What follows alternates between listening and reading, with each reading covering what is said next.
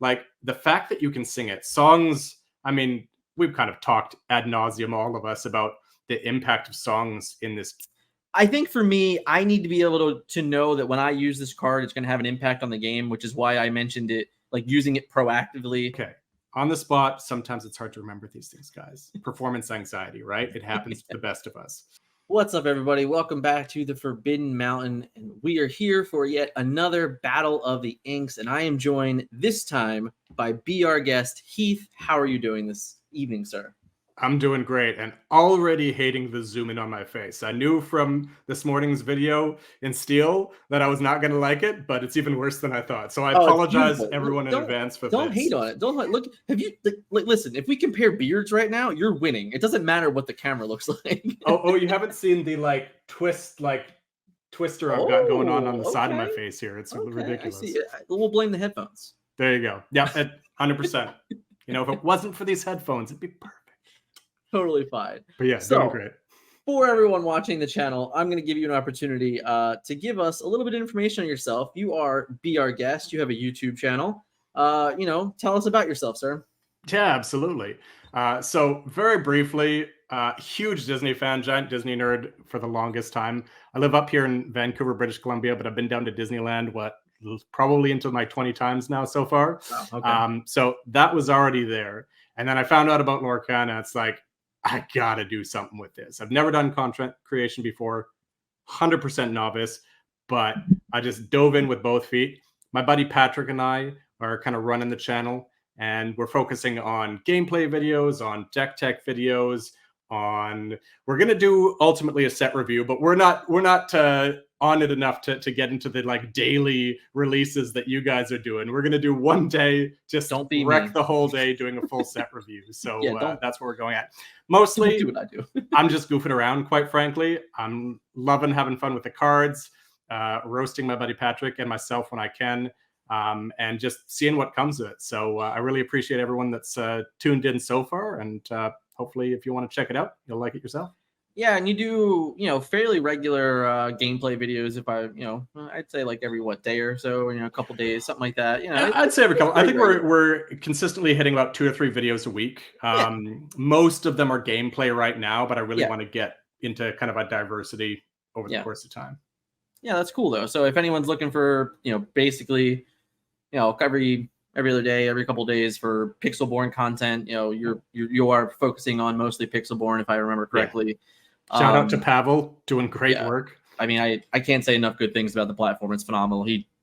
All the effort he puts into it, incredible. Yeah. But yeah, so it is cool because not everyone is focused on gameplay right now. So there's definitely an opportunity for people to find it and be able to watch it. So I'm really enjoying that. For me, I play my games that I get in, and then every once in a while, I'm like, oh, cool, let me just go turn this on, watch it, see someone else's experience. And I love being able to have a couple of you guys now doing that fairly regularly. So whenever I want it, there's normally something to watch. Yeah, and I mean, I wanted to make it accessible too. That was actually probably the stimulus for it. Was I was looking at some gameplay videos, and I'm like, if I didn't know the cards by heart, I wouldn't know what the heck they're doing. Right. So I tried to instill a little bit of editing in there to make it really easy for people that are new to the game to understand what the heck cards are being played, and to be able to follow along a little easier. Yeah, it's all great things. So definitely check them out. But the important thing here, right? We are here, and and I'm telling you right now, guys, if anyone's not following along on Twitter, I don't think anyone's tryharding more than BR guest so far. He's been rallying before we recorded for Team Amethyst. So. Yeah. Rallying Team Amethyst and maybe throwing a little bit of shade at the other inks. I think the only one I gave love to was Sapphire, just because Citizens of Lorcana felt so alone in that space. Oh, yeah. He had a sad morning, but you know what? We got a lot more cards. So our new members of Team Sapphire that joined on today, at least they have some way better things to talk about. They had a good day. I don't know what day this is going out, but this was the day that Bell dropped, and they had a good day. Yeah, so. But we're here to talk about Amethyst. We don't care about Sapphire. We don't care about Emerald. No, we are Team Amethyst today. We're talking about Amethyst. It's all for you, buddy. So tell me, what draws you to Amethyst? What are you enjoying most about that ink? Yeah, I'm kind of weird, and you'll see this later on in the cards that I choose. But effectively, I like I'm like the microtransaction guy of Lorcana. I love little incremental value over the course of the game that ultimately leads to the victory. Like the flashy bombs are great. You want to be dropping those late game for sure. But if I can eke out little advantages throughout the game, I'm happy. And I felt like Amethyst really was the card for that. I mean, obviously the card draw, and we'll talk about that a little bit later. No spoilers. Right. But the card draw was the first thing that drew me to it. I'm classically a blue mage from Magic the Gathering. Okay. But then even something like Rush, which isn't traditionally the type of effect that I would go for, but because it's so unique in this game so far, I don't think many people are anticipating it yet. And so you can get a lot of kind of sneak attacks in. You can get some attacks in that are favorable for you. Leave your character on the board, banish theirs, and hopefully keep your guy around to trade one more time to get that 2-for-1 advantage. So. Yeah, I mean, it's weird that the miles that like even a card like Rafiki or Zeus can truly have in a game. I'll be honest, I did not see Rafiki being all that useful to begin with, and he absolutely proved me wrong. I'm happy to eat my own words when it comes up later, and he was the monkey is good. I'm still not sold on Zeus yet, but Rafiki 100%. That's fair. That's fair. Yeah. So speaking of cards, right, and we have to get into our favorites, and I personally love your favorite. It's a good one. So tell me, why is Maleficent Sorceress your favorite Amethyst character? Yeah, absolutely. So hopefully I'm surprising at least a few people that expected me to say Elsa Spirit of Winter, because she's flashy, she's a bomb, beautiful art, all great things, all great things. You can definitely put that in there, by the way. But ultimately, what I mentioned about loving kind of simple value, and there's nothing more kind of clean and simple and elegant than just a relatively inexpensive character that leaves a body on the board and replaces itself with a card draw. Like that's just like at the root of what I love about any card game. So loved her. And then obviously Maleficent, love the character. I'm kind of villain focused, which you'll hear more about later. But yeah, just between the character, the art's great, and just that simple value. Absolutely love it. Fair. So we did have some good news today, right? And what that good news is that it was an item that you actually enjoyed. Yeah, I was scared of this one. When you sent me the favorite item, I'm like, about that. But yeah, thankfully one dropped this morning. So Ursula's Cauldron, which hopefully cements that we're getting Ursula as a legendary in Amethyst. There's lots and lots of hints. I mean, come on. So the Cauldron. Already I'm seeing some contentious opinions online about it, but for me at least, it's fairly straightforward because I'm super critical about non-inkables. About not having that flourish at the top there, just because you can get stuck so many times with just a handful of uninkables.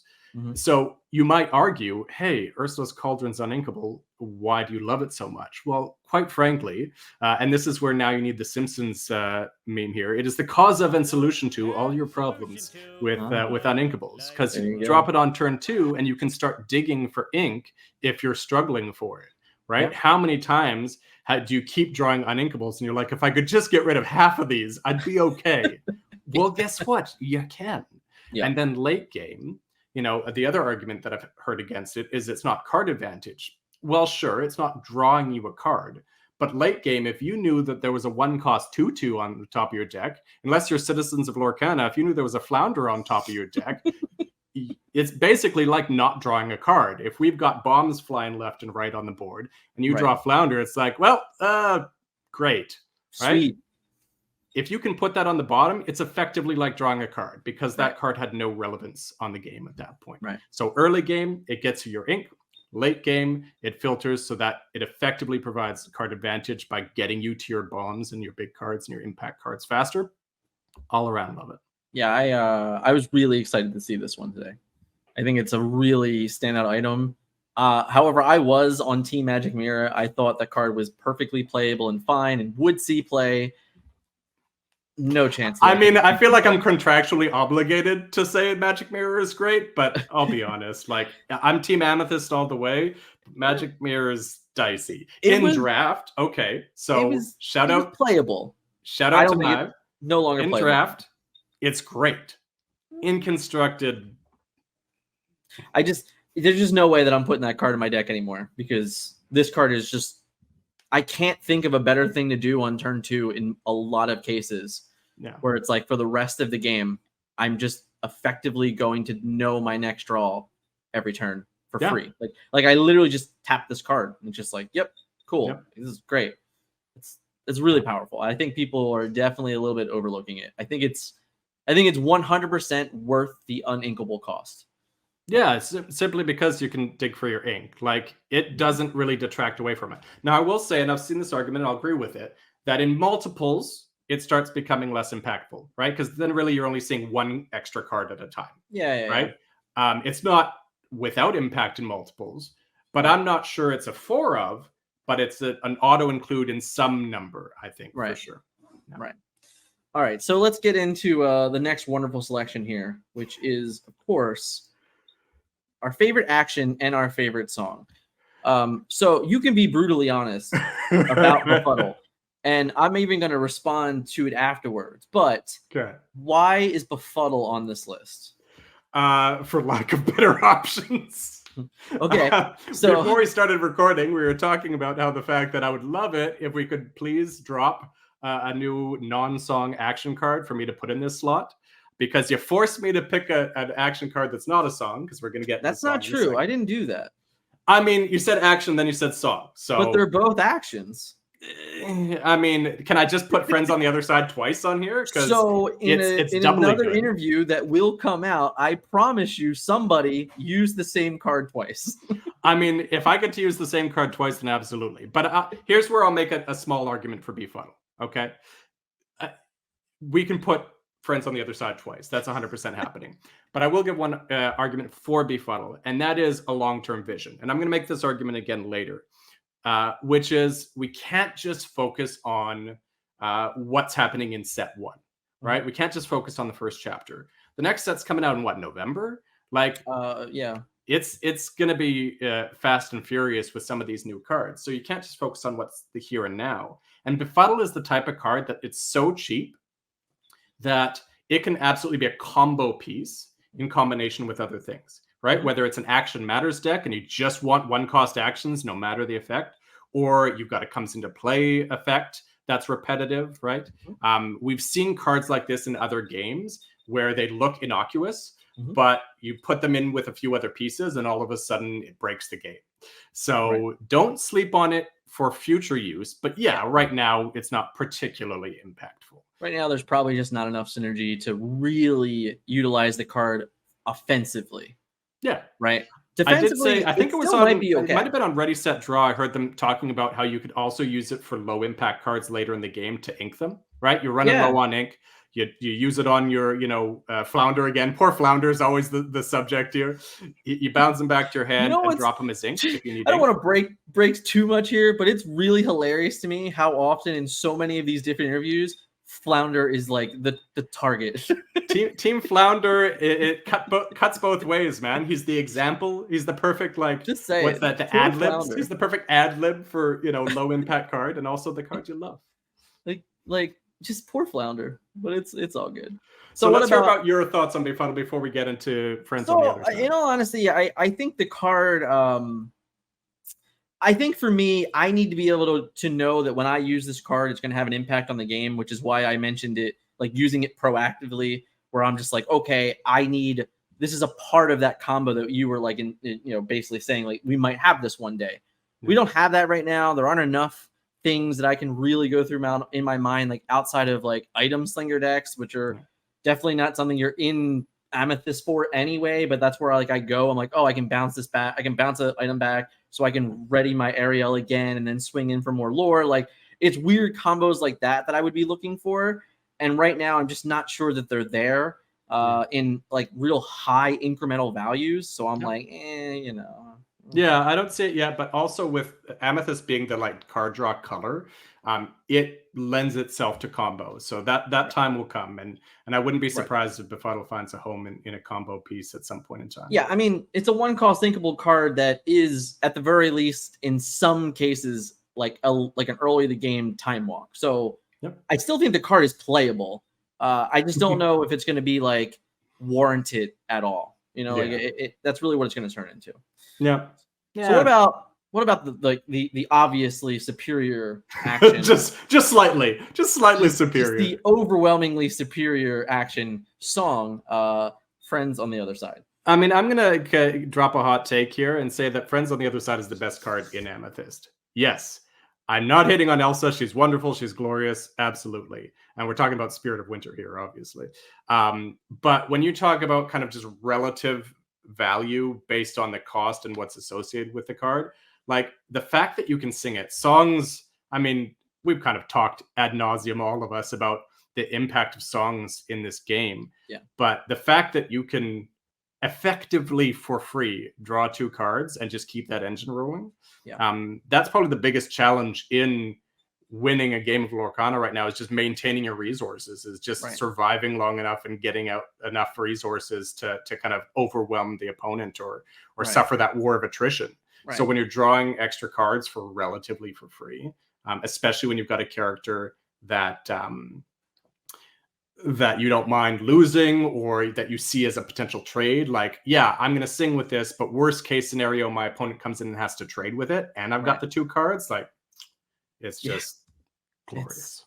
It's pretty great. So just because it's such an easy transition for us, your favorite combination of cards within your ink are these 2 cards. And I remember like one of the first weekends playing the game with Scott, these cards were released, and these were cards, like Friends with Their Side came out, and we were just like playing, and like I was obviously I wasn't the lucky one playing Amethyst, that was always Scott, right? He got to play all the cool stuff.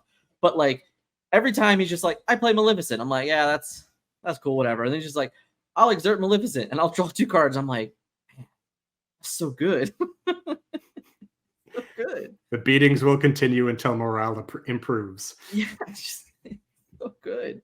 I mean, it's such a huge tempo swing, right? Like, she replaces herself. You're losing a single lore.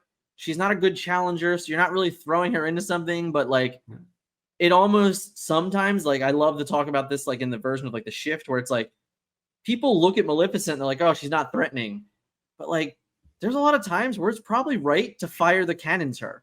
Because you're like, man, I just don't want them to freely play friends on the friends on the other side next turn. Like, so it's like that type of threat out of your 3-cost 2/2 is insanity, because like it really is a tempo swing, Yeah, you're 100% right. Like, legitimately, my strategy shifted in that quite dramatically. It was from, I'm going to ignore Maleficent, she's already done her thing, to, oh shoot, I got to get rid of her because otherwise next turn they're singing Friends on the Other Side. Yeah, it's crazy, but it's like, it's a warranted play. Like, it's so dirty. Play. For anyone that's familiar with Magic and familiar with, oh gosh, what's the effect where you pay the mana and it comes out later?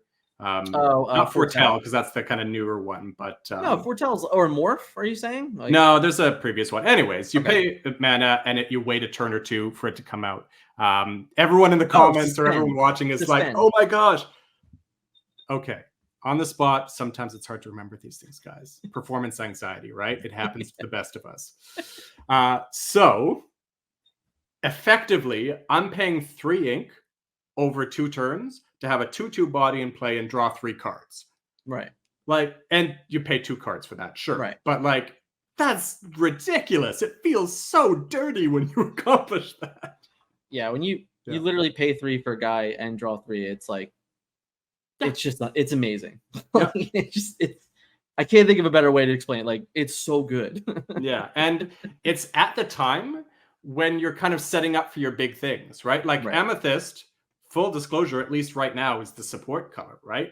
But I think that I'm going to make the case later that that's why it's so critical, is, you're setting up for big things, and whether it's Spirit of Winter or your secondary color, right? And now is the time, turn 3, turn 4, right?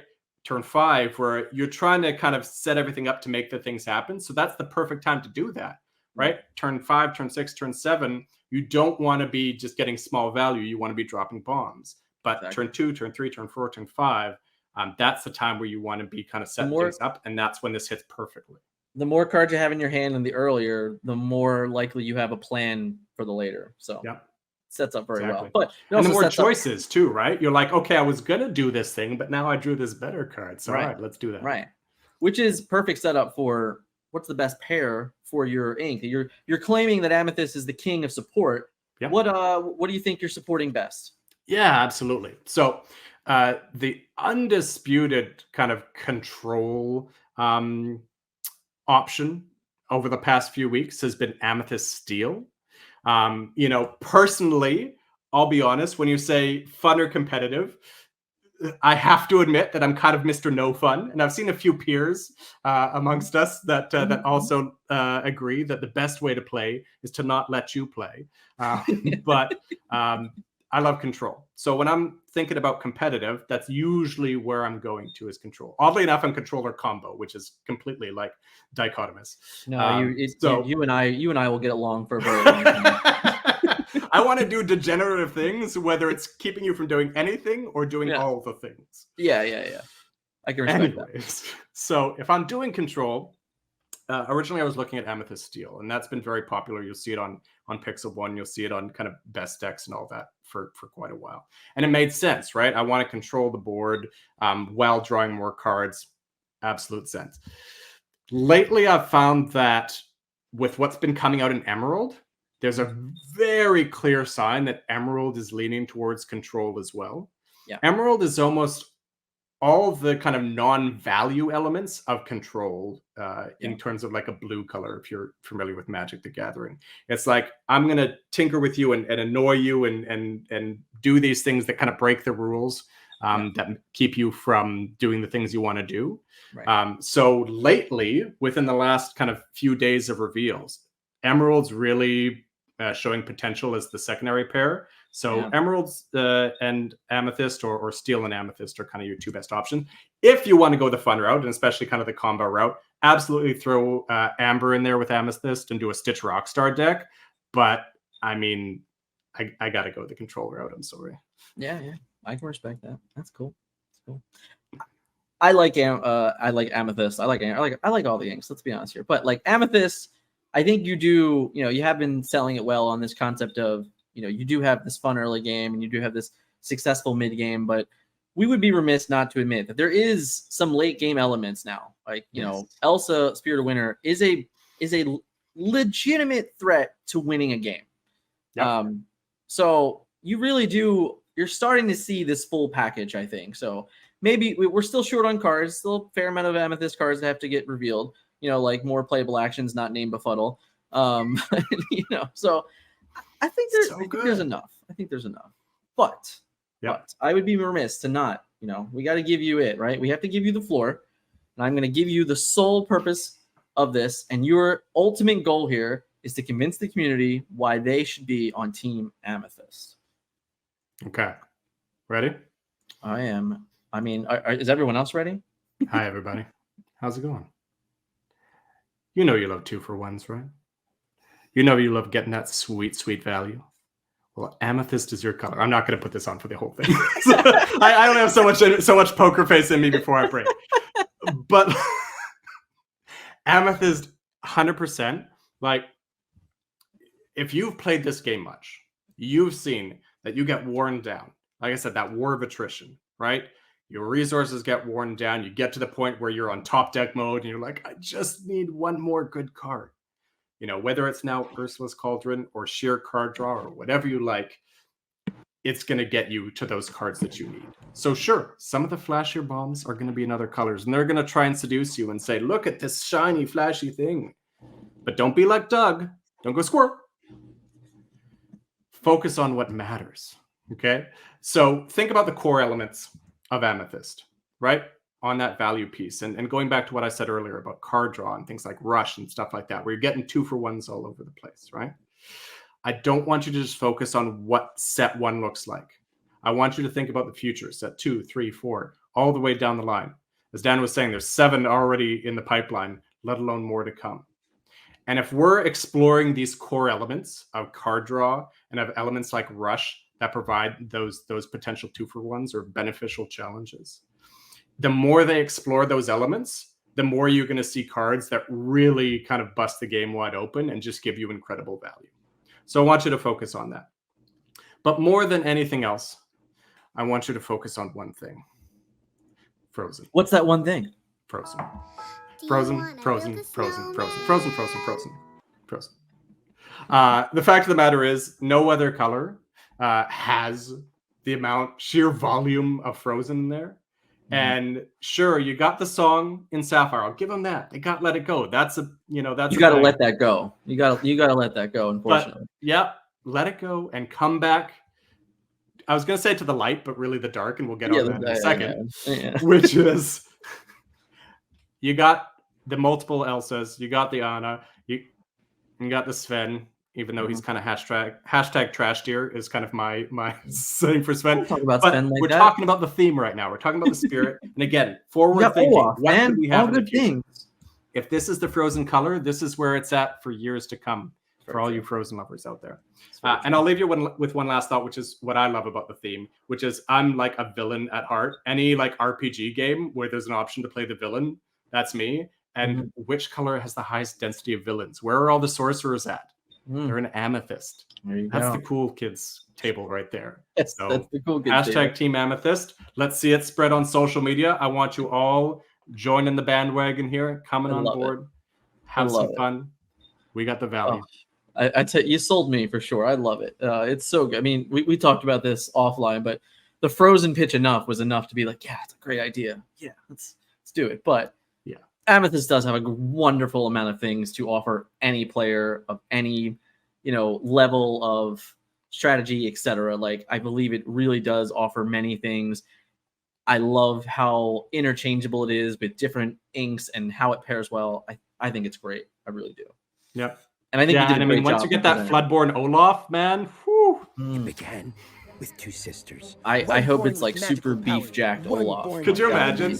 Like, no, I can. It's gonna be great. Comparable to like Marshmallow. Yeah. Olaf. Just like buff Hulkamania Olaf. Like, oh my god, I would love it. It would be perfect. Yeah. Perfect. Oof. I'm just excited thinking about it now. Like, it's just great. Yeah, man. All right. But in all honesty, thank you very much for joining us this evening. I had an absolute blast.